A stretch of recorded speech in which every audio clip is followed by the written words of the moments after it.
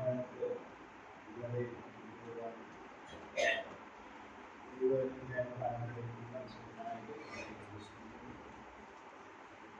ദിവസങ്ങളിൽ ഞാൻ ലേഖനമാണ് വായിച്ചുകൊണ്ടിരിക്കുന്നത്. ചിന്തകളാണ് പങ്കുവയ്ക്കാനായിട്ട് ഹൃദയത്തിൽ അതിനു മുൻപായിട്ട് സാക്ഷിപ്പെട്ടത് ആവർത്തന ദിവസം 33-ാമത്തെ വാക്യമാണ് വായിച്ചതിന് ശേഷം ആവർത്തന ദിവസം 33-ാമത്തെ 26 29 വരെ വാക്യങ്ങളാണ്. ആവർത്തന ദിവസം 33-ാമത്തെ 26 മുതൽ അവസാനം. യേശുവിന്റെ ദൈവത്തെ പോലെ നിന്റെ സഹായത്തിനായി അവൻ ആകാശത്തൂടെ തന്റെ മഹിമയിൽ മേഘാരൂഢനായിരുന്നു. പുരാതനായ ദൈവം നിന്റെ സഭയോ കീഴെ ശാശ്വത ബഹുമതി. അവൻ ശത്രുവിനെ നിന്റെ മുമ്പിൽ നിന്ന് നീക്കിക്കളഞ്ഞു, സംഹരിക്കാനും കണ്ടിച്ചു. അന്യവും ഇനിയുമുള്ള ദേശത്ത് ഇസ്രായേൽ നിർഭയമായി യാക്കോബിനുള്ളവർ തനിച്ചു നശിച്ചു. ആകാശം അവനെ മഞ്ഞു കൊടുത്തു. ഇസ്രായേലെ നീ ഭാഗ്യവാൻ, നിനക്ക് തുല്യനാണ്. യഹോവയാൽ രക്ഷിക്കപ്പെട്ട ജനമേ, അവൻ നിന്റെ സഹായത്തിൽ പരിചയം. നിന്റെ മഹിമയുടെ വാളുമാവും. നിന്റെ ശത്രുക്കൾ നിന്നോട് അനുസരണം കാണിക്കുന്നു. നീ അവരുടെ ഉന്നതങ്ങളിൽ നടക്കും. 26-ാം വാക്യമാണ് ആദ്യം വായിക്കുന്നത്. യേശുവിന്റെ ദൈവത്തെ പോലെ 29-ാമത്തെ വാക്യത്തില് ഇസ്രായേലെ നീ ഭാഗ്യവാൻ, നിനക്ക് തുല്യനാണ്. യഹോവയാൽ രക്ഷിക്കപ്പെട്ട ജനം. ഇസ്രായേൽ ജനത്തിന്റെ അനുഗ്രഹങ്ങളെ മോശ തന്റെ ജീവിതത്തിന്റെ ആ സായാഹ്ന വേളയിൽ പങ്കുവയ്ക്കുന്ന വാക്കുകളാണ്. അത് ഈ വാക്കിൽ ഈ പ്രത്യാശയുടെ സന്തോഷത്തിന്റെയും വാക്കുകളുടെ ആശ്വാസമായിരിക്കട്ടെ ഞാൻ ഉപയോഗിച്ചത്. അതിനകത്ത് പദം പോലെ കൊലോസ് ലേഖനത്തിൽ ചിന്തകളാണ് നമ്മൾ ഉപയോഗിക്കാനായിട്ട് ആഗ്രഹിക്കുന്നത്. ഈ ദിവസങ്ങളിൽ കൊലോസ് ലേഖനം പഠിച്ചുകൊണ്ടിരിക്കുകയായിരുന്നു. ചെയ്തതാണ്. ഇതിലൂടെ ഇനിയും പിന്നെയും നമുക്കത് ആവശ്യമുണ്ടല്ലോ. അതുപോലെ ആണെങ്കിൽ ഞാൻ ആ ഭാഗമൊക്കെ വായിക്കുകയും ധ്യാനിക്കുകയും ചെയ്തിട്ടുള്ളപ്പോൾ എൻ്റെ ശ്രദ്ധയിലേക്ക് കടന്നു വന്ന 2-3 വാക്കുകളാണ് നിങ്ങളുടെ ശ്രദ്ധയിലേക്ക് നാമത്തിന്റെ 12 മുതൽ 15 വരെയുള്ള വാക്യങ്ങളാണ്. 12 മുതൽ 15 വരെയുള്ള. അതുകൊണ്ട് ദൈവത്തിന്റെ വൃതന്മാരും വിശുദ്ധന്മാരും പ്രിയരുമായി മനസ്സരിവ്, ദയ, താഴ്മ, സൗമ്യത, ദീർഘക്ഷമ എന്നിവ ധരിച്ചുകൊണ്ട് അന്യോന്യം കൊടുക്കുകയും ഒരുവനോട് ഒരുവന് വഴക്കുണ്ടായാൽ തമ്മിൽ ക്ഷമിക്കുകയും ചെയ്യും. കർത്താവ് നിങ്ങളോട് ക്ഷമിച്ചതുപോലെ നിങ്ങൾ ചെയ്യും. എല്ലാറ്റിനും മീതെ സമ്പൂർണതയുടെ ബന്ധമായ സ്നേഹം തരും. ക്രിസ്തുവിന്റെ സമാധാനം നിങ്ങളുടെ ഹൃദയങ്ങളിൽ വാഴട്ടെ. അതല്ലോ നിങ്ങൾ ഏക ശരീരമായി വിളിക്കപ്പെട്ടിരിക്കുന്നത് നന്ദിയുള്ളതായിരുന്നു. ഇവിടെ ആദ്യത്തെ വിശദീകരിക്കാനല്ല ഞാൻ വിഷയത്തോട് ബന്ധപ്പെട്ട് അത് വായിച്ചു മാത്രമേ ഉള്ളൂ. 12-ാം വാക്യത്തിലെ 3 പ്രത്യേക പദപ്രയോഗങ്ങളാണ് ഞാൻ പങ്കുവയ്ക്കാനായിട്ട്. അവിടെ ദൈവത്തിന്റെ മക്കളെ കുറിച്ച് പുതിയ ദൈവത്തിൽ പല സ്ഥലങ്ങളിൽ പല വിശേഷണ പദങ്ങൾ ഉപയോഗിക്കും. അപ്പോസ്തല പ്രവൃത്തികൾ വായിച്ചാല് ആരംഭിക്കുന്നതിനെ ദൈവത്തെ വിളിച്ചപേക്ഷിക്കുന്ന ഒരു കൂട്ടം ജനം എന്നുള്ള നിലയിലാണ്. പിന്നീട് നാം വായിക്കുന്നത് രക്ഷിക്കപ്പെടുന്നവർ, പിന്നെ വിശുദ്ധന്മാർ, പിന്നെ ശിഷ്യന്മാർ, വിശ്വാസികൾ, ഈ മാർഗക്കാർ എന്നൊക്കെ പല പല പല പദപ്രയോഗങ്ങൾ, അതിൻ്റെ ആശയങ്ങളൊക്കെ നമ്മുടെ മനസ്സിലേക്ക് കടന്നു. എന്നാൽ ഇവിടെ 3 വാക്കുകളാണ് നിങ്ങൾ ശ്രദ്ധയിൽ കൊണ്ടുവരാൻ ആഗ്രഹിക്കുന്നത്. ഒന്ന്, ദൈവത്തിന്റെ വൃതന്മാർ, ദൈവത്തിന്റെ തെരഞ്ഞെടുക്കപ്പെട്ടവർ. 2, വിശുദ്ധന്മാർ. 3, പ്രിയന്മാർ. ഈ 3 വാക്കുകളെ ആസ്പദമാക്കി ചില ചിന്തകൾ നിങ്ങൾ ഉപയോഗിക്കുവാനായിട്ടാണ് ഞാൻ താല്പര്യം. നമുക്കറിയാം, പഴയ നിയമത്തില് പല സ്ഥലങ്ങളിലും വായിച്ചല്ലോ, യേശുവിന്റെ യാക്കോബിന്റെ കാര്യമാണ്, ഇസ്രായേൽ ജനത്തിന്റെ കാര്യമാണ്. അവിടെ യാക്കോബിന്റെ സന്തതിയെ കുറിച്ചാണ്. ദൈവത്താൽ തെരഞ്ഞെടുക്കപ്പെട്ട അബ്രഹാമിന്റെ ജഡപ്രകാരമുള്ള സന്തതികളെയാണ് ഇസ്രായേൽ ജനം എന്ന് പറയും. അവരെയാണ് ദൈവത്തിൻ്റെതായ അനുഗ്രഹങ്ങൾ പ്രാപിക്കാനും ഒക്കെ ആയിട്ട് ദൈവം തിരഞ്ഞെടുക്കും. എന്നാൽ ഇസ്രായേൽ ജനത്തിന് പറ്റിയ ഒരു വലിയ അർത്ഥം നമുക്ക് ദൈവങ്ങൾക്ക് ഉള്ളതാണ്. തിരഞ്ഞെടുക്കപ്പെട്ടതുകൊണ്ട് ദൈവികമായ അനുഗ്രഹങ്ങൾ പ്രാപിക്കുന്നു. അതിനുവേണ്ടി നാം തിരഞ്ഞെടുക്കപ്പെട്ടവരാണ് എന്ന് ചിന്തിക്കും. അത് തെറ്റില്ല. എന്നാൽ അത് മാത്രമല്ല അതിന്റെ ഉദ്ദേശം. ദൈവത്താൽ തിരഞ്ഞെടുക്കപ്പെട്ടപ്പോഴ് നാം അബ്രഹാമിനെ തിരഞ്ഞെടുത്തപ്പോഴ് ദിവസം 2-ാമത്തെ കാണുന്നത്, നിന്നിൽ സകല ജാതികളും അനുഗ്രഹിക്കപ്പെടും. അഥവാ ദൈവത്തിന്റെ അനുഗ്രഹം ഈ ലോകത്തിൽ വെളിപ്പെടുത്തുവാൻ, മറ്റുള്ളവർക്ക് പങ്കുവെക്കുവാൻ വേണ്ടിയാണ് ഞാൻ അബ്രഹാമിനെയും ഇസ്രായേൽ ജനത്തെയൊക്കെ തിരഞ്ഞെടുത്തത്. അതിന്റെ അടയാളമായിട്ടാണ് അവർക്ക് പരിച്ഛേദനയൊക്കെ നൽകിയത്. എന്നാൽ ഇസ്രായേൽ ജനം തെറ്റിദ്ധരിച്ചു. പരിച്ഛേദനയായിട്ട് ഞങ്ങൾ യഹൂദന്മാരായിട്ടുള്ള ദൈവത്തിന്റെ സ്വന്തം ജനമാണ്, ദൈവത്തിന്റെ അനുഗ്രഹങ്ങൾ പ്രാപിച്ച് മറ്റുള്ളവരെക്കാൾ ഉന്നതമായ നിലവാരത്തിൽ ജീവിക്കുവാനായിട്ട് ഞങ്ങൾ ഉദ്ദേശിക്കപ്പെട്ടവരാണ്, ആ നിലയിൽ ഞങ്ങൾ കൊണ്ടുപോകണം എന്ന് മാത്രമേ അവരെ ചിന്തിച്ചു. അതുകൊണ്ടാണ് പല പല പ്രശ്നങ്ങൾ അവരെ അഭിമുഖീകരിക്കേണ്ടതായിട്ടുണ്ട്. എന്നാൽ പിന്നീടുണ്ടായിരുന്ന കാര്യം, ദൈവം ആ കാര്യം പ്രവാചകന്മാരിൽ കൂടെ അവരോട് വളരെ വ്യക്തമായിട്ട് സംസാരിച്ചു.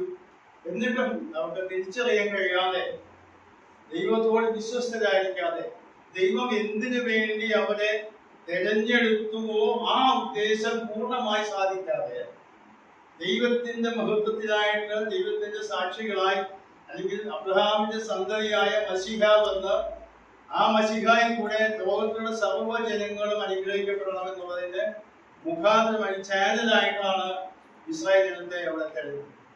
കാരണം യോഹന്നാന്റെ സുവിശേഷത്തിൽ വായിക്കുന്നുണ്ട്, അവൻ സ്വന്തത്തിലേക്ക് വന്നു, സ്വന്തമായി കഴിക്കുന്നു. അങ്ങനെ ദൈവിക പദ്ധതി നാം റോമാലേഖനത്തിൽ വായിക്കുന്നുണ്ട്. തൽക്കാലം അന്ധത ബാധിച്ചിരിക്കുകയാണ്. ഇസ്രായേൽ ജനത്തിന് തൽക്കാലത്തേക്കുള്ള മാറ്റം നിർത്തി ദൈവസഭ ദൈവത്തിൻ്റെതായ അനുഗ്രഹത്തിന്റെ പാതയിലേക്ക് പോകും. അപ്പോഴും നാം മനസ്സിലാക്കേണ്ടത്, പലപ്പോഴും നാം മനസ്സിലാക്കുന്നത്, രക്ഷിക്കപ്പെട്ട് സ്ഥാനത്ത് നാം സംഭവിക്കുന്നു, ഇവിടെ നമ്മളതായ ആത്മീയ സന്തോഷം അനുഭവിച്ച് ജീവിക്കും, ഇതൊക്കെയാണ്. എന്നാൽ അതിനേക്കാൾ ഉപരിയായിട്ട് നമ്മെ തിരഞ്ഞെടുത്തതിന്റെ വലിയ വലിയ ഉദ്ദേശങ്ങളുണ്ട്. ദൈവത്തിന്റെ സാക്ഷികളായി നാം ഏതൊരു മേഖലയിൽ ജീവിക്കുന്നുവോ, ഏത് തൊഴിൽ മേഖലയിലായാലും ജീവസന്ധാരണത്തിലുള്ള ഏത് അവസ്ഥയിലായിരുന്നാലും ദൈവത്തിന്റെ സാക്ഷികളായി ദൈവനാമം നമ്മിൽ കൂടെ മഹത്വപ്പെടുവാനായിട്ട് ഇടയാക്കുന്ന രീതിയിൽ നമ്മുടെ ജീവിതങ്ങളായിരിക്കണം എന്നുള്ളതാണ് നമ്മെ വിശുദ്ധീകരിച്ചത്. മാത്രമല്ല, നമ്മുടെ വിശുദ്ധ ജീവിതവും നമ്മുടെ വ്യക്തമായ ജീവിത ശൈലികളും കണ്ടുകൊണ്ട് ദൈവത്തിങ്കിലേക്ക് മറ്റുള്ളവർ ആകർഷിക്കപ്പെടുവാൻ തക്കവണ്ണം ഇടയായിത്തീരണം എന്നൊക്കെയാണ് ദൈവത്തിന്റെ ഉദ്ദേശം. അതുകൊണ്ടാണ് പത്രോസ് പറയുന്നത്, നിങ്ങൾ തെറ്റുന്നപ്പോഴ് അവിടെ വായിക്കുന്നത് 22-ാമത്തെ 9-ാമത്തെ വാക്യം നമുക്ക് വളരെ പരിചയമുള്ള വാക്യമാണല്ലോ. അവര് 2-ാമത്തെ വാക്യം, നിങ്ങളും അന്ധകാരത്തിൽ നിന്ന് തന്റെ അത്ഭുത പ്രകാശത്തിലേക്ക് നിങ്ങളെ വിളിച്ചവന്റെ സൽഗുണങ്ങളെ ഘോഷിപ്പാൻ തക്കവണ്ണം തെരഞ്ഞെടുക്കപ്പെട്ട ഒരു ജാതിയും രാജകീയ പുരോഹിതരും. തെരഞ്ഞെടുക്കപ്പെട്ടതിന്റെ ഉദ്ദേശം ഇവിടെ വായിക്കുന്നുണ്ട്, വിളിച്ചവന്റെ സൽഗുണങ്ങളെ ഘോഷിക്കണം. പലപ്പോഴും പല സന്ദർഭങ്ങളിൽ ഞാൻ ശ്രദ്ധിക്കാറുള്ള ഒരു പലപ്പോഴും സുവിശേഷകന്മാരെ വേർതിരിക്കപ്പെട്ടവരെയൊക്കെയാണ് ദാസന്മാർ. അത് മറ്റുള്ളവരും പറയുന്നത് വേണ്ട. ഒരു വേദപുസ്തകം ശരിക്കും പിടിച്ചാൽ ദൈവമക്കളായി തീർന്ന എല്ലാവരും കർത്താവിന്റെ ദാസന്മാരാണ്. കാരണം നമ്മുടെ യജമാനൻ കർത്താവാണ്. ആ യജമാനന്റെ കീഴിൽ ജീവിക്കുകയും ഈ യജമാനനെ പ്രസാദിപ്പിക്കുവാൻ വേണ്ടി ഈ ഭൂമിയിൽ ആക്കി വെക്കപ്പെട്ടുള്ളതായ ദാസന്മാർ അല്ലെങ്കിൽ അടിമകളാണെന്നാണ്. പാപത്തിന് അടിമകളായിരുന്നു, സാത്താന്റെ അടിമകളായിരുന്നു, അതിന് വിടുവിക്കപ്പെട്ടു. അപ്പോൾ തിരഞ്ഞെടുക്കപ്പെട്ടു എന്നുള്ളതിന്റെ പ്രധാനപ്പെട്ട ഉദ്ദേശം ഇസ്രായേലിനോട് പറഞ്ഞ അതേ ആശയങ്ങളിൽ തന്നെയാണ് നാം ഇവിടെ വായിക്കുന്നത്. യെശയ്യാപ്രവചനം 43-ാമത്തെ 21-ാമത്തെ വാക്യം എന്ന് പറയുന്നത്. യെശയ്യാപ്രവചനം 43-ാമത്തെ 21-ാമത്തെ ഞാൻ എനിക്ക് വേണ്ടി നിർമ്മിച്ചിരിക്കുന്ന ജനം എന്നെ സ്തുതിയിൽ. ഇവിടെ ഇസ്രായേൽ ജനത്തെ കുറിച്ച് പറയുന്നത്, ഞാൻ എനിക്ക് വേണ്ടി നിർമ്മിച്ചിരിക്കുന്ന ജനം എന്റെ സ്തുതിയിൽ എന്ന് പറഞ്ഞാൽ ദൈവത്തിന് വേണ്ടി സൃഷ്ടിക്കപ്പെട്ട അല്ലെങ്കിൽ നിർമ്മിക്കപ്പെട്ടതായ ഒരു കൂട്ടം ആളുകളാണ് ഇസ്രായേൽ. ആ പുതിയ നിയമത്തിലേക്ക് വരുമ്പോഴേ റോമാലേഖനത്തിന്റെ 1-ാം അധ്യായത്തിന്റെ വാക്യത്തില് മലയാളം തർജ്ജമ ചെയ്ത അത്ര വ്യക്തമല്ല വാക്കുകള്. ഇംഗ്ലീഷിൽ വായിച്ചു നോക്കിയാൽ അറിയാം. 1 മുതൽ 7 വരെയുള്ള വാക്യങ്ങൾ ഒരു പാരഗ്രാഫാണ്. ഈ വാക്യങ്ങളെ ഘടനയ്ക്ക് അല്പം വ്യത്യാസം പുതിയ ഭാഷാന്തരം ഇറങ്ങിയിട്ടുണ്ട്. ആധുനിക വിവർത്തനം അത് കുറച്ചും കൂടി വ്യത്യാസപ്പെടുത്തിയ ആ ആശയം വ്യക്തമായ രീതിയിൽ എഴുതിയിട്ടുണ്ട്. അവിടെ എഴുതിയിട്ടുള്ളത് 1-ാം അധ്യായത്തിന്റെ 7-ാം വാക്യത്തില് അവരിൽ യേശു ക്രിസ്തുവിനായി വിളിക്കപ്പെട്ട നിങ്ങളും ഉൾപ്പെട്ടിരിക്കുന്നതെന്നാണ്. എന്നാൽ ശരിയായ തർജ്ജമ യേശു ക്രിസ്തുവിന് സ്വന്തമാകാൻ വിളിക്കപ്പെട്ടിരിക്കുന്ന നിങ്ങളെന്നാണ്. എന്ന് പറഞ്ഞാൽ ഇസ്രായേൽ ജനത്തെ വിളിച്ചത് കർത്താവിന്റെ മഹത്വത്തിനെ സ്വന്തം ജനം എന്ന നിലയിൽ തന്റെ സ്വന്തം വ്യക്തിത്വം വെളിപ്പെടുത്തി ജീവിക്കുവാനായിട്ട് ഉദ്ദേശിക്കുന്നതാണ്. നമുക്കറിയാം, വിവാഹങ്ങളൊക്കെ നടക്കുന്ന സമയത്ത് 5-ാം അധ്യായത്തിൽ നാം വായിക്കാറുണ്ട്. ഓർക്കാറുള്ള ഭാഗമാണ് ക്രിസ്തു സഭയിൽ നിന്നുള്ള ചിത്രങ്ങൾ. ഒരു ഭാര്യയും ഭർത്താവുമാണ്, ഒരു പുരുഷനും സ്ത്രീയും വിവാഹിതരായി ഭാര്യയും ഭർത്താവും ആവുമ്പോൾ ഈ ഭാര്യ ഭർത്താവിന്റെ സ്വന്തമാണ്. സ്വന്തമാണെന്ന് പറഞ്ഞാൽ മറ്റു പലരും അതുവരെ അവകാശങ്ങളുണ്ടായിരുന്നു. പറഞ്ഞാൽ മാതാപിതാക്കൾക്ക് അവകാശമുണ്ട്, ബന്ധുക്കൾക്ക് അവകാശമുണ്ട്. എന്നാൽ വിവാഹം കഴിയുന്നതോടുകൂടെ ഈ പുരുഷന്റെ മാത്രം സ്വന്തമായി തീരാനാണ് ഉഭയസമ്മതം ചെയ്ത് പങ്കാളിയായിട്ട്. ഏകദേശം അതേ ആശയത്തിലാണ് 5-ാം അധ്യായത്തില് ഒരു വ്യക്തി രക്ഷിക്കപ്പെടുമ്പോൾ യേശു ക്രിസ്തുവിനോട് മാത്രം വിശ്വസ്തനായി ജീവിക്കാൻ ഉദ്ദേശിക്കപ്പെട്ടവരാണ് എന്നാണ്. അപ്പോൾ തെരഞ്ഞെടുപ്പിന്റെ പ്രധാനപ്പെട്ട ലക്ഷ്യങ്ങളിൽ 1 ദൈവത്തിന്റെ മഹത്വത്തിനായി ജീവിക്കണം, 2 കർത്താവിന്റെ സ്വന്തം എന്ന നിലയിൽ ജീവിക്കുവാനായിട്ട് ആവശ്യം. 19-ാം അധ്യായത്തിന്റെ 5-6 വാക്യങ്ങൾ നമ്മൾ വായിച്ചാല് ഇസ്രായേൽ ജനത്തോട് ബന്ധപ്പെട്ട് പറയുന്നത് ഒരു വാക്യമാണത്. 19-ാം അധ്യായത്തില് ആദ്യം നിങ്ങൾ എന്റെ വാക്കുകൾ അനുസരിക്കുകയും എന്റെ നിയമം പ്രമാണിക്കുകയും ചെയ്താൽ നിങ്ങൾ എനിക്ക് സർവ്വജാതികളിലും വെച്ച് പ്രത്യേക സമ്പത്തായിരിക്കും. ഭൂമിയൊക്കെയും എനിക്കുള്ളതല്ലോ. നിങ്ങൾ എനിക്ക് ഒരു പുരോഹിത രാജ്യത്വവും വിശുദ്ധ ജനവും ആകും. ഇവ നീ ഇസ്രായേൽ മക്കളോട് പറയേണ്ട വചനങ്ങളാകും. ഇപ്പൊ ഇസ്രായേൽ ജനത്തോട് പറയാണ്, നിങ്ങൾ സകല ജാതികളിലും വെച്ച് എനിക്ക് പ്രത്യേക സമ്പത്തായിരിക്കാനായിട്ടാണ് പുരോഹിത രാജ്യത്വമായിട്ട് നിങ്ങളെ തിരഞ്ഞെടുത്തത്. എന്നാൽ ഇസ്രായേൽ ജനത്തിനുണ്ടായ സംഭവം നമുക്കറിയാം. ചരിത്രമൊക്കെ എല്ലാവർക്കും ആ അവകാശം ഉണ്ടായിരുന്നു. എന്നാൽ ദൈവത്തോട് വിശ്വസ്തരായി തീരാത്തതുകൊണ്ട് ഒരു പ്രത്യേക സന്ദർഭം വന്നപ്പോൾ ലേവി ഗോത്രം മാത്രമാണ് ദൈവത്തോട് വിശ്വസ്തരായി തീർപ്പാനായിട്ട് ഇടയായത്. അങ്ങനെയാണ് ലേവ്യർക്ക് മാത്രമായിട്ട് പൗരോഹിത്യം നൽകപ്പെട്ടത് എന്ന പഴയ നിയമം കാണാൻ സാധിക്കും. പുതിയ നിയമത്തിലേക്ക് നാം വായിക്കുമ്പോൾ നാം വായിച്ചതുപോലെ 2-ാം അധ്യായം 9-ാം അധ്യായത്തിൽ വായിച്ചതുപോലെ ദൈവത്തിന്റെ പ്രത്യേകമായ ഉദ്ദേശങ്ങൾ സാധിപ്പിക്കപ്പെടുവാനായിട്ടാണ് ദൈവം നമ്മെ തെരഞ്ഞെടുക്കുന്നത്. യോഹന്നാന്റെ സുവിശേഷം 15-ാം അധ്യായത്തിൽ 19-ാമത്തെ വാക്യം ഇവിടെ ചേർത്ത് വായിക്കാം. യോഹന്നാന്റെ സുവിശേഷം 15-ാം അധ്യായം അതിന്റെ 19-ാമത്തെ വാക്യം. നിങ്ങൾ ലോകക്കാർ ആയിരുന്നു എങ്കിൽ ലോകം തനിക്ക് സ്വന്തമായതിനെ സ്നേഹിക്കുമായിരുന്നു. എന്നാൽ നിങ്ങൾ ലോകക്കാരായിരിക്കാതെ ഞാൻ നിങ്ങളെ ലോകത്തിൽ നിന്ന് തിരഞ്ഞെടുത്തതുകൊണ്ട് ലോകം നിങ്ങളെ പറഞ്ഞു. ഇവിടെ ശ്രദ്ധിക്കാനുള്ളൊരു കാര്യം, നാം ദൈവമക്കൾ എന്ന നിലയിൽ ലോകത്തിൽ ജീവിക്കുമ്പോൾ ലോകക്കാരായിരിക്കാതെ, യോഹന്നാന്റെ സുവിശേഷത്തിൽ പല സ്ഥലങ്ങളിൽ ഉപയോഗിക്കുന്ന വാക്കാണ്. കർത്താവ് തന്റെ ശിഷ്യന്മാരോട് പറയുന്നതാണ്. തന്റെ പ്രാർത്ഥനയിലെ ഈ വാക്യം പരാമർശം എടുത്ത് ഉപയോഗിക്കുന്നതായിട്ട് നാം കാണാൻ സാധിക്കും. ലോകക്കാരായിരിക്കാതെ ജീവിക്കുവാനായിട്ട് തിരഞ്ഞെടുക്കപ്പെട്ടവരാണ്. നമുക്കറിയാം, നാം ഈ സമൂഹത്തിൽ ജീവിക്കുമ്പോൾ പലപ്പോഴും നമ്മുടേതായ മേഖലകളിൽ നാം ഇടപെടുമ്പോൾ നമ്മെ അവർ സംശയദൃഷ്ടിയാണ് അവരോട് ഞാൻ നോക്കുന്നത്. അവരുമായിട്ട് ഇണങ്ങിച്ചേരാതെ അവരുടേതായ ജീവിത ശൈലികളിൽ ഉൾപ്പെടാതെ വ്യത്യസ്തത പുലർത്തുന്ന ഒരു കൂട്ടമായിട്ട് നാം പലപ്പോഴും നിൽക്കുന്നതുകൊണ്ട് നമ്മെ അവിടെ വളരെ സംശയത്തോടു കൂടിയാണ് നോക്കുന്നത്. എന്ന് പറയാൻ ഇതെന്താ സാധാരണക്കാരാണ് എന്താ ഇന്നത്തെ വ്യത്യാസം ചോദിക്കും. കാരണം ദൈവത്തിന്റെ ഉദ്ദേശം നമ്മെ തിരഞ്ഞെടുത്തത് ഈ ലോകക്കാരായിരിക്കാതെ എന്ന് പറഞ്ഞാൽ ലോകത്തിൻ്റെതായ തത്വചിന്ത, ലോകത്തിൻ്റെതായ ആദർശങ്ങൾ, ലോകത്തിൻ്റെതായ ജീവിതശൈലി പ്രമാണങ്ങൾ. പക്ഷെ ദുഃഖകരമാണ് പലപ്പോഴും നമ്മളൊക്കെ ചില ഇടപാടുകളിൽ മറ്റുള്ളവരുമായിട്ട് നാം യാതൊരു വ്യത്യാസം കാണിക്കുന്നില്ലെങ്കിൽ ദൈവിക ഉദ്ദേശം സാധിക്കപ്പെടുന്നില്ല എന്നാണ് നാം മനസ്സിലാക്കുക. ഇവിടെ കർത്താവ് തന്നെ നേരിട്ട് പറയുകയാണ്, ഞാൻ നിങ്ങളെ ലോകത്തിൽ നിന്ന് തിരഞ്ഞെടുത്തു. അതുകൊണ്ട് ലോകത്തിലുള്ളതായിട്ട് ഇഷ്ടപ്പെടാതിരിക്കും. പക്ഷേ ഞാൻ നിങ്ങളെ തിരഞ്ഞെടുത്തുകൊണ്ട് ആ ഉദ്ദേശം നിങ്ങൾ സാധിക്കുക. രണ്ടാമത്തെ ഭാഗത്തേക്ക് ഞാൻ കടന്നുപോയിട്ട് അവിടെ രണ്ടാമത് വായിക്കുന്നത് വിശുദ്ധന്മാരെ വളരെ വിശദീകരണം കൂടാതെ പോകാൻ ഞാൻ വിചാരിക്കുന്നു. കാരണം വിശുദ്ധന്മാർ എന്ന് പറഞ്ഞാൽ ദൈവത്തിന് വേണ്ടി വേർതിരിക്കപ്പെട്ടവർ, ദൈവത്തിന്റെ മഹത്വം വെളിപ്പെടുത്തിക്കൊണ്ട് ജീവിക്കുവാനായിട്ട്, ദൈവത്തിന് വേണ്ടി സമർപ്പിക്കപ്പെട്ടവരായിട്ട് ജീവിക്കുവാനായിട്ടാണ് ഈ വാക്ക് ഉദ്ദേശിക്കുന്നത്. ഇവിടെ ഉദ്ദേശിക്കപ്പെടുന്ന വാക്ക് പ്രായോഗികമായ വിശുദ്ധിയാണ്. നാം രക്ഷിക്കപ്പെട്ടപ്പോൾ നമ്മെ ഈ ദിവസത്തിന് വായിക്കുമ്പോഴാണ് ഒന്നാം വാക്യത്തിൽ വിശുദ്ധന്മാരും ക്രിസ്തുവിൽ വിശ്വസ്തരാണ്. വിശുദ്ധന്മാർ എന്ന് പറയുന്നത് അത് സ്ഥാനീയമായ വിശുദ്ധിയാണ് അവിടെ ഉദ്ദേശിക്കുന്നത്. എന്നാൽ പ്രായോഗിക തലത്തിൽ നമ്മൾ ജീവിക്കുവാൻ ആവശ്യമുള്ളതാണ് വിശുദ്ധന്മാർ എന്ന് പറഞ്ഞാൽ ദൈവത്തിന് വേണ്ടി വേർതിരിക്കപ്പെട്ടവരെന്ന നിലയിൽ, ദൈവത്തിന് വേണ്ടി സമർപ്പിക്കപ്പെട്ട നിലയിൽ ജീവിക്കുവാൻ ആവശ്യമുണ്ട്. എന്തിനാണ് അങ്ങനെ ജീവിക്കുന്നത് ഉദ്ദേശിക്കുന്നത്? പല കാരണങ്ങളുണ്ട്. ഒരു കാരണം മാത്രം ഞാൻ നിങ്ങളുടെ മുന്നിൽ കൊണ്ടുവരാം. 2 തിമോഥെയോസ്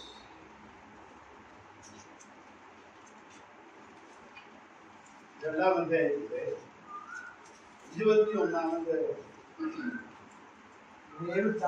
തന്നെത്താൻ വെളിപ്പാക്കുന്നവൻ വിശുദ്ധവും ഗുണമൊത്തം ഉപയോഗവുമായി നല്ല വേലയ്ക്കൊക്കെയും ഒരുങ്ങിയിരിക്കുന്ന മാനപാത്രമായിരിക്കും.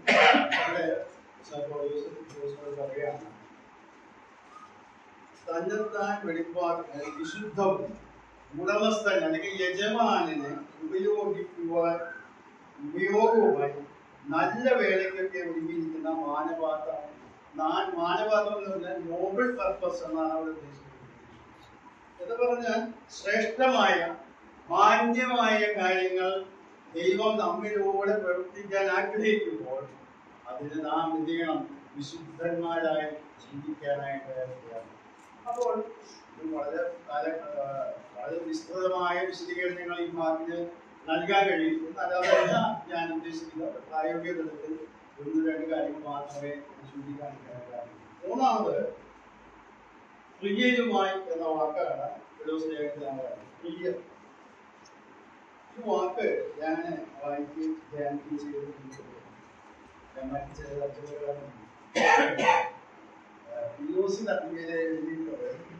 വാത്സല്യ ഭാവനകൾ എന്ന വാക്കാണ്.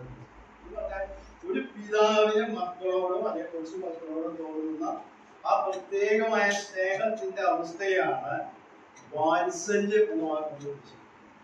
എഫെക്ഷൻ എന്ന വാക്ക് നമ്മൾ വാത്സല്യം. അപ്പോൾ പ്രിയപ്പെട്ടവരാണ് നാം, ദൈവത്തിന് പ്രിയപ്പെട്ടവരാണ് എന്ന് പറയുന്ന അർത്ഥം ദൈവത്തിന്റെ വാത്സല്യം ചൊരിയുവാൻ നമ്മെ തിരഞ്ഞെടുത്തവരാണ് എന്നുള്ളതാണ് ഞാൻ മനസ്സിലാക്കുന്നത്. സ്വന്തജനമായിരിക്കാൻ തന്നെ തിരഞ്ഞെടുത്തു എന്ന് പറയുമ്പോൾ തന്നെ ഒരു ആശയമുണ്ട്. എങ്കിൽ കൂടെ ഇത് അല്പം ഒരു വ്യത്യസ്തമായ ഒരു ആശയമാണ്. ഒരു പിതാവും മകൻ. പൗലോസിന്റെ ലേഖനങ്ങളൊക്കെ വായിച്ചാൽ ദൈവത്തെ കുറിച്ച് പറയുന്നത് യേശു ക്രിസ്തുവിന്റെ പിതാവും നിങ്ങളുടെ പിതാവുമായ ദൈവം എന്നാണ്. എന്ന് പറഞ്ഞാൽ ദൈവത്തെ പിതാവ് എന്ന ഈ സാർവജനികമായ ജനങ്ങളൊക്കെ വിളിക്കും. എന്നാൽ ഇവിടെ പറയപ്പെടുന്ന ആശയം സ്വന്തം രക്തം കൊടുത്ത് പുത്രൻ രക്തം കൊടുത്ത് വിലയേറി രക്തം കൊടുത്ത് നമ്മളെ വിലക്കി വാങ്ങിയിട്ട് തന്റെ മക്കളാക്കി തീർത്തപ്പോൾ നമ്മളെ മക്കൾ എന്നുള്ള ആശയത്തിൽ മാത്രമല്ല വാത്സല്യ ഭാഷകൾ എന്നുള്ളതൊക്കെയാണ്.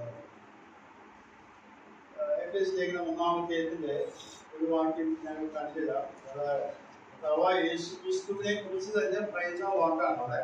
ആ 1-ാം അധ്യായത്തിൽ പല സ്ഥലത്ത് ഈ അവനിൽ അവനിൽ അവനിൽ എന്ന് പറയുന്ന വാക്കുണ്ട്. എന്നാൽ 1-ാം അധ്യായത്തിന് 4-ാം വാക്യം മുതൽ 6-ാം വാക്യം വായിക്കുമ്പോൾ നാം തന്റെ സന്നിധിയിൽ വിശുദ്ധനും നിഷ്കളങ്കമാകേണ്ടതിന് അവൻ ലോകസ്ഥാപനത്തിന് മുമ്പേ നമ്മെ അവനിൽ തിരഞ്ഞെടുക്കുകയും തിരുഹിതത്തിന്റെ പ്രസാദപ്രകാരം യേശുക്രിസ്തു മുഖാന്തരം നമ്മെ ദത്തെടുക്കേണ്ടതിന് അടുത്ത വാചകം അവൻ പ്രിയനായവനിൽ നമുക്ക് സൗജന്യമായി നൽകിയ തന്റെ കൃപാമഹത്വത്തിന്റെ പുകഴ്ചയ്ക്കായി സ്നേഹത്തിൽ നമ്മെ മുന്നേറിയിരിക്കുകയും ചെയ്യും. താൻ പ്രിയനായവനിൽ എന്ന് പറഞ്ഞാൽ യേശു കർത്താവിനെ കുറിച്ച് പറയുന്ന വാക്കാണ്. പ്രിയനായവനിൽ നമ്മെ ദത്തെടുത്ത് നമ്മെ പ്രിയരാക്കി തീർത്ത് പ്രിയ മക്കളാക്കി ദൈവത്തിന്റെ വാത്സല്യം ചൊരിയുന്ന ആ അവസ്ഥയിലേക്ക് ഞാൻ ഈ ഭാഗം വായിക്കാൻ ചെയ്യുമ്പോൾ ജീവിതത്തിൽ അനുഭവങ്ങളിലൂടെ പലപ്പോഴും പല സാഹചര്യങ്ങൾ മറ്റു പല സ്ഥലങ്ങളിലും പ്രത്യേകമായ നിലപാടുകൾ എടുക്കുമ്പോൾ ഒറ്റപ്പെടുത്തലുകളുടെ ഒഴിവാക്കപ്പെടുന്നതിന്റെ അല്ലെങ്കിൽ അവഗണിക്കപ്പെടുന്നതിന്റെ അവസ്ഥയിൽ കൂടെ കടന്നു പോകുമ്പോൾ എന്റെ ഹൃദയത്തിലേക്ക് കടന്നു വന്നിട്ടുള്ള വാക്യതാണ് ദൈവത്താൽ തിരഞ്ഞെടുക്കപ്പെട്ടവർ ദൈവത്തിന്റെ പ്രിയനായി തീരുന്നതാണ് ഞാനെങ്കിൽ ഞാൻ എന്തിന് പരാതി പറയണം, ഞാൻ എന്തിന് വിഷമിക്കണം? കാരണം വലിയവനായ ദൈവം എന്നെ തിരഞ്ഞെടുത്ത് തന്റെ മകനാക്കി തീർത്തു, തന്റെ വാത്സല്യ ഭാജനമാക്കി എന്നെ മാറ്റിയെങ്കിൽ മനുഷ്യരോട് എങ്ങനെ എന്നോട് പ്രതികരിച്ചാലും യാതൊരു പരാതിയോ പ്രശ്നങ്ങളോ ഇല്ലാത്ത രീതിയിൽ മുമ്പോട്ട് പോകാനായിട്ട് ഞാൻ എൻ്റെ ഔദ്യോഗിക ജീവിതത്തിൽ പലപ്പോഴും ഞാൻ അനുഭവിച്ചിട്ടുള്ളതാണ് ഈ അനുഭവങ്ങളൊക്കെ. ഇപ്പം പറയാനായിട്ട് ഞാൻ ഉദ്ദേശിക്കുന്നില്ല. പക്ഷെ ഒരു കാര്യം മനസ്സിലാക്കുക, ദൈവത്തിന്റെ ദൈവാക്ഷരത്തിൽ നാം നിൽക്കുമ്പോൾ ചിലപ്പോൾ ചില നിലപാടുകൾ നാം എടുക്കേണ്ടി വരും. ലോകത്തിൻ്റെതായ 99% ആളുകൾ പോകുന്ന അതേ രീതിയിൽ തന്നെ പോകാതെ നാം നിൽക്കുമ്പോഴേ ചിലപ്പോൾ നമ്മൾ ഒറ്റപ്പെടുത്തും, നമ്മളെ ഒഴിവാക്കും, നമ്മളെ വേണ്ടാതെ വയ്ക്കും. ഞാൻ ഒരിക്കലും ഞങ്ങളുടെ ഡൽഹിയിലേക്ക് ഞങ്ങളുടെ ഓഫീസിൽ നിന്ന് ഒരു ഔദ്യോഗിക സന്ദർശനത്തിനായിട്ട് പോയതാണ്. അപ്പോഴേ വലിയൊരു പരിപാടികൾ കഴിഞ്ഞു. ഞാൻ ഭവനിൽ ആ സമ്മേളനമൊക്കെ കഴിഞ്ഞ് ഞങ്ങൾ പിറ്റേ ദിവസം അവിടെ വിശ്രമിക്കുകയാണ്. അവിടെ സ്ഥലങ്ങളൊക്കെ കാണാൻ ആളുകൾക്ക് പോകാം. അപ്പൊ എന്റെ കൂടെ സഹപ്രവർത്തകർ വളരെ വർഷങ്ങൾ ഒരുമിച്ച് താമസിച്ചവർ ഒക്കെ ഉണ്ട്. അവരെന്നെ എന്നെ വേറെ ആളെ ഒഴിവാക്കിയിട്ട് അവര് വണ്ടി വിളിച്ച് പല സ്ഥലങ്ങളിലേക്ക്. അപ്പൊ ഞാൻ ഇതൊന്നും കഴിഞ്ഞ് പിടിച്ച് തൃശ്ശൂർ വന്നപ്പോ ആൾക്ക് വന്നപ്പോഴാണ് ചോദിച്ചു, എന്താ ഒഴിവാക്കാൻ കാര്യം? അപ്പൊ അവര് പറഞ്ഞ കാര്യം ഞങ്ങൾ ചരിത്രത്തെ പല കാര്യങ്ങൾ ചെയ്യാൻ ഉദ്ദേശിക്കുന്നു. നീ അതിന് കൂടെ ഉണ്ടായാൽ അത് തടസ്സമാണ്. വിഷയം മനസ്സിലായിട്ട് അങ്ങനെ ഞാൻ അങ്ങനെയില്ല, കുഴപ്പമൊന്നുമില്ല എനിക്ക് പ്രശ്നമില്ല. കാരണം ഒരു 20 പേര് പോകുന്ന ബാച്ചിൽ നിന്ന് 2 ആളെ ഒഴിവാക്കി. 2 ആളെ ഞാൻ പിന്നെ വേറെ ആളുണ്ടാക്കി. അതായത് അവരോട് കൂട്ടത്തില് മറ്റേ പല കാര്യങ്ങൾ ചെയ്യാനായിട്ട് നാം തയ്യാറാകില്ല എന്ന് നമുക്ക് വ്യക്തമായിട്ട് അറിയാവുന്നത് കൊണ്ട് മാത്രമാണ് എന്നെ ഒഴിവാക്കിയത്. നാം മനസ്സിലാക്കേണ്ടത് ലോകത്തിൽ നിന്ന് തിരഞ്ഞെടുത്തതുകൊണ്ട് നാം ലോകക്കാരായിരിക്കാതെ തിരഞ്ഞെടുത്തുകൊണ്ട് ലോകം നിങ്ങളെ പകയ്ക്കും. പക്ഷേ ശ്രദ്ധിക്കുക, നാം ദൈവത്തിന്റെ വാത്സല്യ ഭാഗങ്ങൾ യേശുക്രിസ്തുവിലൂടെ നമ്മൾ തന്നെ യേശു കർത്താവ് തന്നെ തന്നെ പറ്റി പറയുന്ന ഒരു വാക്കുണ്ട്. മർക്കോസിന്റെ സുവിശേഷം 12-ാമത്തെ അതിൽ 6-ാമത്തെ വാക്യത്തില് കർത്താവ്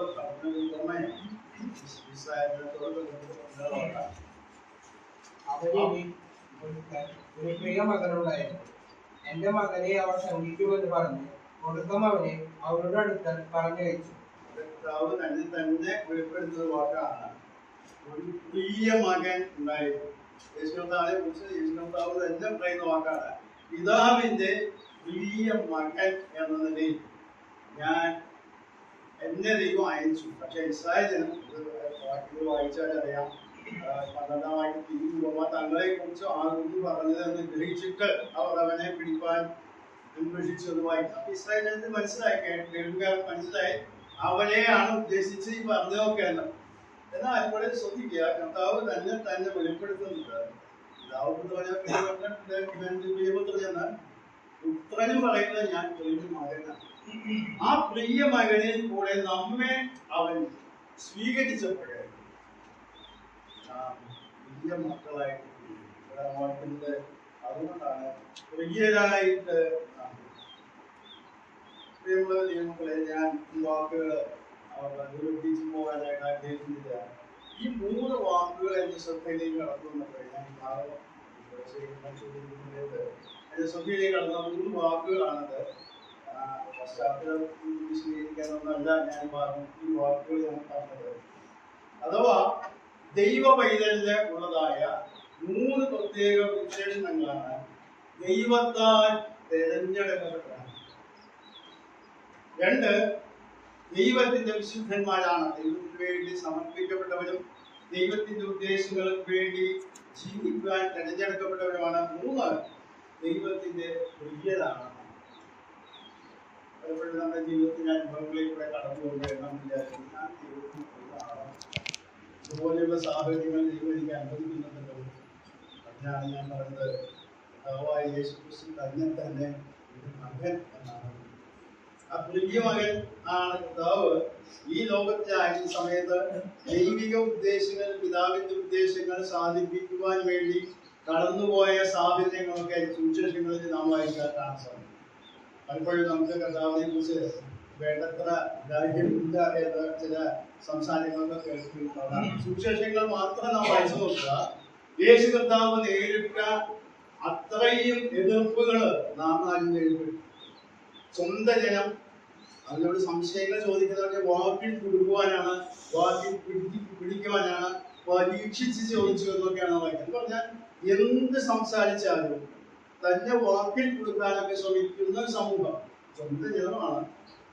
പക്ഷേ അവരെ അങ്ങനെയാണ് ചെയ്യുന്നത്. അപ്പോൾ നാം മനസ്സിലാക്കണം, യേശുക്രിസ്തുവിന് ലഭിക്കാത്ത ഒരു സ്വീകാര്യതയും നമുക്കും ഈ ലോകത്തിന്റെ ആവശ്യം. അതുകൊണ്ട് പ്രിയ മക്കൾ എന്ന് പറഞ്ഞാൽ കർത്താവിന്റെ മാതൃക അനുഷ്ഠിച്ചുകൊണ്ട്, കർത്താവിന്റെ ഹിതം നിർവഹിച്ചുകൊണ്ട്, പ്രിയ മക്കൾ എന്ന നിലയിൽ, തിരഞ്ഞെടുക്കപ്പെട്ടവരെന്ന നിലയിൽ ഈ ലോകത്തിൽ ജീവിക്കാൻ ദൈവം നമുക്ക് പോകുന്നത്. ഈ ലോകത്തിലെ സാഹചര്യങ്ങളൊക്കെ മാറി മറി എന്ന് നമുക്കറിയാം.